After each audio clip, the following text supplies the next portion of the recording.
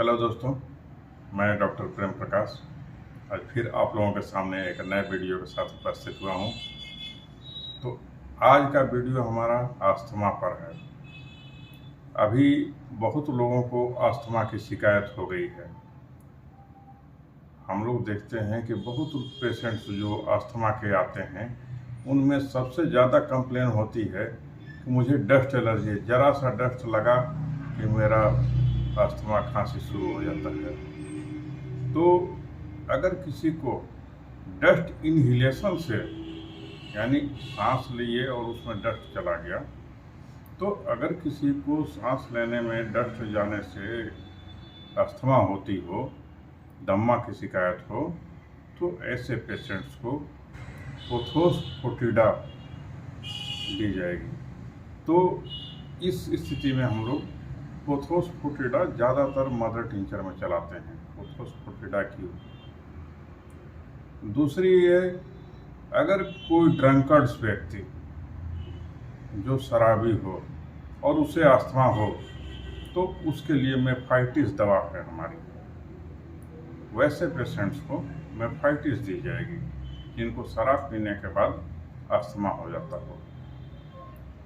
तीसरी स्थिति है, अगर किसी पेशेंट्स को डाइजेशन का प्रॉब्लम हो, डाइजेशन डिस्टर्ब हो, पेट से कुछ इस तरह का समस्या हो जिसमें उसका पेट से कुछ इस तरह की समस्या हो जिसमें उसके खाना पचने में दिक्कत हो रही हो और साथ में उसे या उसके बाद उसे अस्थमा हो रही हो, तो इस स्थिति में सेंगुनेरिया कैन ये दवा दिया जाएगा। सेंगुनेरिया कैन से वैसे पेशेंट्स का अस्थमा ठीक हो जाता है। अगर किसी को अस्थमा और साथ में उसे स्किन डिजीज हो, स्किन डिजीज में चाहे सोरियासिस हो या डर्मेटाइटिस हो, कोई भी, अगर मान ली उसके स्किन के साथ प्रॉब्लम हो, स्किन में खुजली हो, रेडनेस हो और साथ में उस पेशेंट्स को अस्थमा भी है, तो वैसी स्थिति में हम लोग ईपिका कर देंगे। यदि अस्थमा के साथ में इचिंग हो तो इसमें कुछ इरप्शन वगैरह नहीं दिखेगा, ओनली इचिंग, बॉडी में इचिंग। तो इस स्थिति में हमारे यहाँ 3 दवाएं बनती हैं, कैलेडियम, सवेडिला एंड सिस्टस्कैन, CISTUS, सिस्टस्कैन।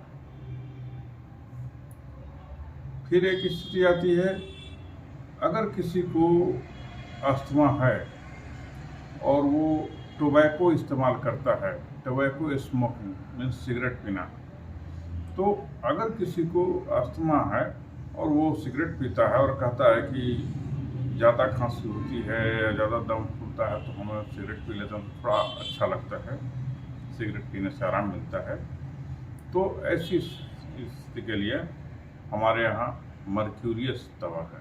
वैसे पेशेंट्स को हम मर्क्यूरियस देते हैं।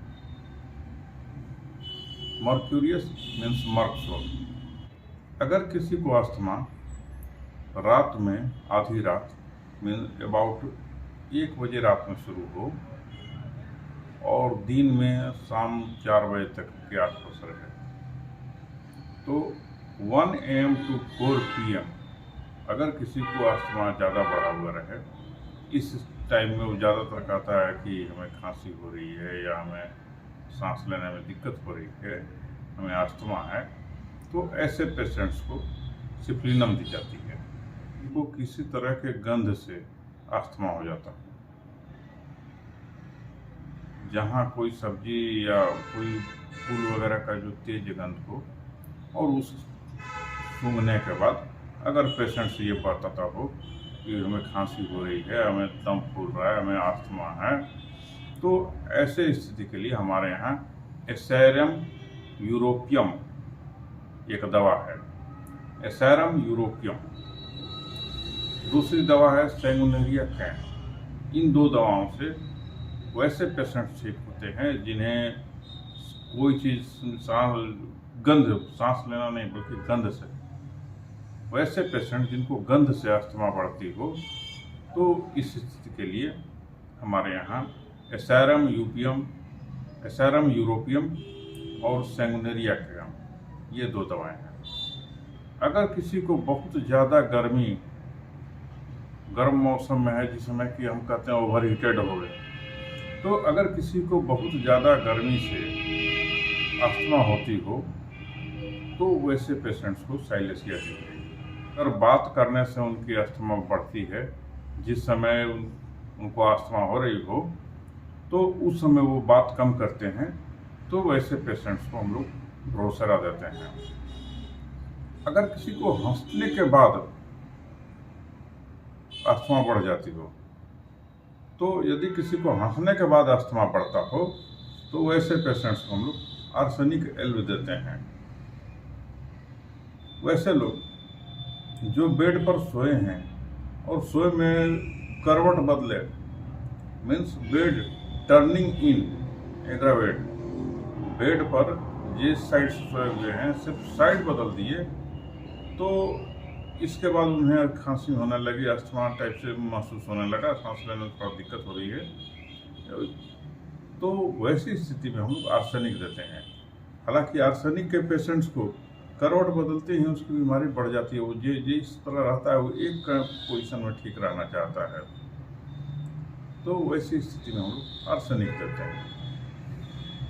यदि अस्थमा फॉग से बढ़े, घर के बाहर मौसम में अगर फॉग बहुत ज़्यादा हो और उस समय उसका अस्थमा बढ़े कुहासे में, तो कुहासे में ठंड भी होती है, तो उस स्थिति में हम लोग हाइपेरिकम देते हैं। अगर किसी का अस्थमा फॉग से बढ़े तो जाड़े के दिनों में अस्थमा का बढ़ना, बहुत सारे पेशेंट्स आते हैं, वो कहते हैं कि जाड़े में हम लोग परेशान रहते हैं, हमारा दमा हमेशा परेशान करता है।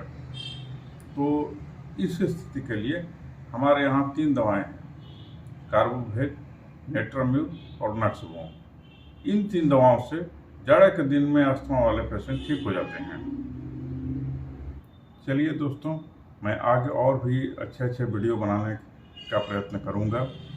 अगर आपको हमारा ये वीडियो पसंद आया हो तो वीडियो को लाइक कर दें, शेयर करें और चैनल को सब्सक्राइब कर दें, साथ में बेल आइकन पर दबा दें, ताकि मैं जो भी अगला वीडियो बनाऊं उसकी नोटिफिकेशन आप सभी तक पहुंच सके। धन्यवाद दोस्तों।